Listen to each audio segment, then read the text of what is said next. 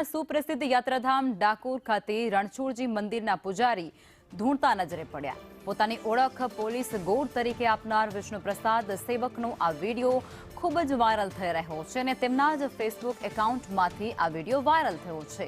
આ સેવક મહાશય પોતાના ઘરે જ ધૂણી રહ્યા હતા અને લોકોના કામ કર્યા હોવાનું નિવેદન આપી રહ્યા હતા, જેમાં એક પીએસઆઈનું પણ તેમના દ્વારા નામનો ઉલ્લેખ કરવામાં આવ્યો છે, જેમાં ત્યારે એને ખૂબ સુખ અને શાંતિ હોવાનું પણ તેમના દ્વારા કહેવાયું હતું।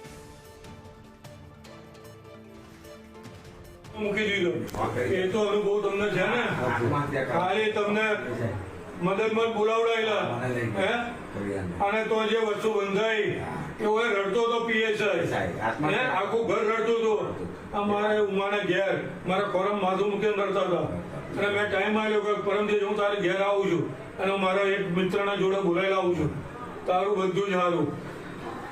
મૂળામાં જે બંધાયા એ પીએસઆઈ ને ઘેર શું કહ્યું, અને ત્રીજે દિવસે તેને રૂરલમાંથી ઉઠાવીને એસઓજીમાં મૂકી દીધો। આજની તારીખમાં એસઓજીમાં છે, એટલે મેં તો એને છેક ડીજીની સ્કોડમાં મૂકેલો, પણ એ બધી તાકાત નથી કે મહિને 50 લાખ રૂપિયા કમાણી જગ્યા મેં મૂકેલો। શું કહ્યું,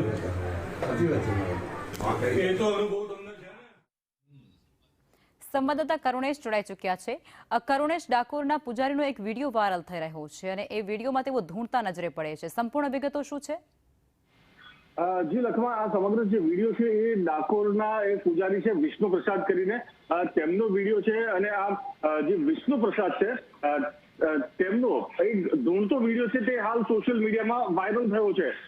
સૌથી મહત્વની વાત એ છે લખમા કે જે વિષ્ણુપ્રસાદ જે સેવક છે, વિષ્ણુપ્રસાદ સેવક જે ડાકોરના પૂજારી છે તેમના દ્વારા ધૂણવામાં આવે છે અને ધૂણીને જે પણ કોઈ તેમની સામે બેઠા હોય છે તેમને કહેવામાં આવે છે કે હું બદલી કરાવી આપીશ, અને અગાઉ પણ જે બદલીને લઈને તેમને વાતચીત કરી છે કે અગાઉ પણ મેં એક પીઆઈ ને પીએસઆઈ ને જે બદલી માટે વાત કરી હતી, પરંતુ તેમની તાકાત નહોતી 50 લાખ રૂપિયા તેઓ કમાઈ શકતા હતા। વાત કરી હતી પરંતુ તેમની તાકાત નહોતી 50 લાખ રૂપિયા તેઓ કમાઈ શકતા હતા, પરંતુ તેમની તાકાત નહોતી। આ પ્રકારનું વિડીયોમાં આ પ્રકારનો જે વિડીયો વાયરલ થયો છે તેમાં આ રીતનું સાંભળવા મળી રહ્યું છે।